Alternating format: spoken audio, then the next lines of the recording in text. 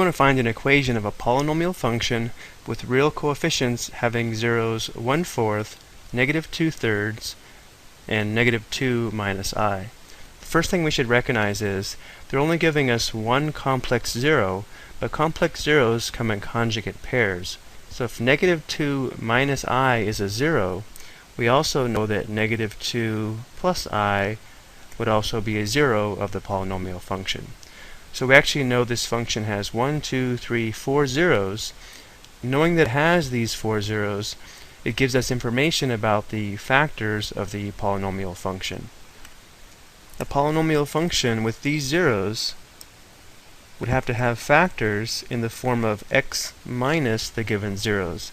So that means this function would have to have a factor of x minus positive 1/4, x minus negative 2/3, which we can write as x plus 2/3.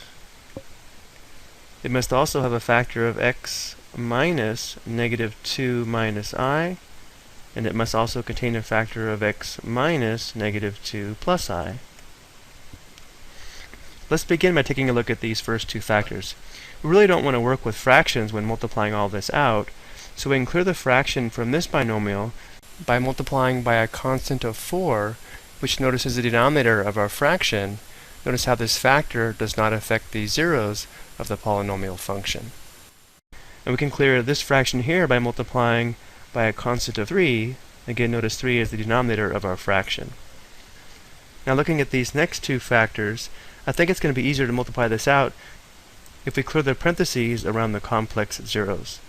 We can do this by distributing a negative sign or distributing a negative 1 if that helps. So now let's go ahead and rewrite this. We would have f of x equals, this first factor would be 4x minus 1. The second factor would be 3x plus 2. Now I want to stop here just for a minute.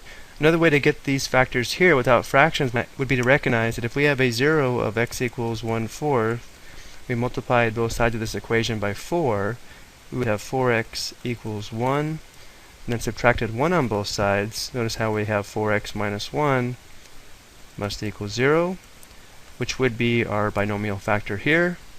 And the same thing here, if x equals negative 2/3, multiply both sides by 3, add 2 to both sides, we have our other factor of 3x plus 2. So whichever way you can get to these two factors here, we just don't want to keep fractions in our binomial factors. And now for these second two factors, we would have x, and then distributing negative 1, we'd have plus 2 plus I, and then here we would have x plus 2 minus I.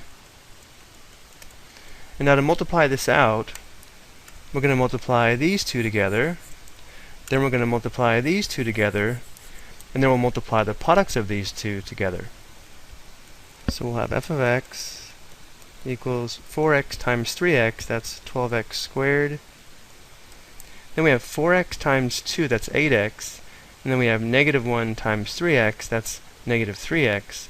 8x plus negative 3x is plus 5x.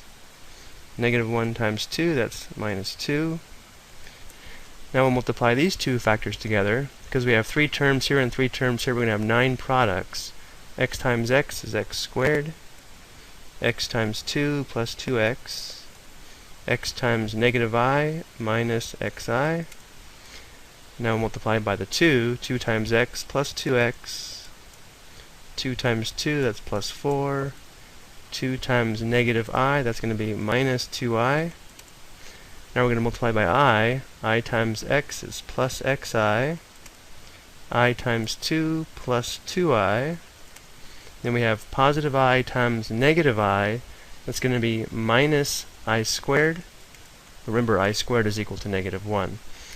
So now we're going to simplify all this. Here we have minus xi plus xi. That simplifies to 0. Here we have minus 2i plus 2i. That's also 0.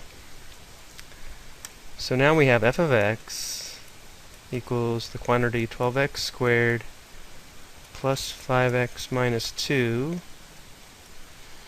And here we have x squared. We have plus 2x plus 2x, that's plus 4x. And then we have 4 minus I squared. But since I squared is equal to negative 1, this is the same as minus negative 1, which becomes plus 1. 4 plus 1 is plus 5. So now we have to multiply these two trinomials together to find our polynomial function. So again, we will have 9 products. So we'll have f of x equals 12x squared times x squared, that's 12x to the 4th, 12x squared times 4x, that's plus 48x cubed, 12x squared times 5, that's plus 60x squared, 5x times x squared, that's 5x cubed.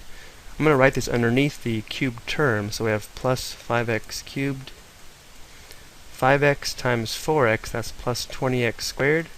Again, I'll put this under the x squared term. And then we have 5x times 5, that's plus 25x. And we'll finish by multiplying by the negative 2. Negative 2 times x squared is minus 2x squared. Again, I'll put this underneath the x squared term. Negative 2 times 4x, that's minus 8x. Put that here. And then lastly, we have negative 2 times 5, that's minus 10. Now we'll go ahead and combine the like terms, which will be much easier now because everything is lined up vertically. F of x is equal to 12x to the 4th. 48x cubed plus 5x cubed would be 53x cubed. And we have 60x squared plus 20x squared, that's 80x squared, minus 2x squared, that's plus 78x squared. 25x minus 8x, that's plus 17x. And then we have minus 10. So finally we have it. This polynomial function would have the given zeros. Okay, I hope you found this helpful.